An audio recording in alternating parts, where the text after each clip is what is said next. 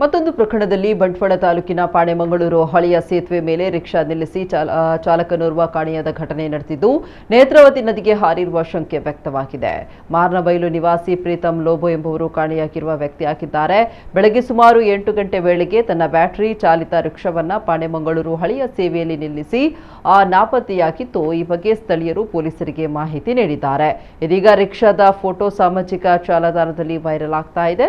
Preetham Lobo rickshaw ನಿಲ್ಲಿಸಿ ನದಿಗೆ ಹಾರಿರಬಹುದು ಎಂಬ ಶಂಕೆಯನ್ನು ಸ್ಥಳೀಯರು ವ್ಯಕ್ತಪಡಿಸ್ತಾ ಇದ್ದು, ಬಂಟ್ವಾಳ ನಗರ ಠಾಣಾ ಪೊಲೀಸರು ಮತ್ತು ಅಗ್ನಿಶಾಮಕ ದಳದ ಸಿಬ್ಬಂದಿ ನೇತ್ರಾವತಿ ನದಿಯಲ್ಲಿ ಶೋಧ ಕಾರ್ಯ ನಡೆಸ್ತಾ ಇದ್ದಾರೆ.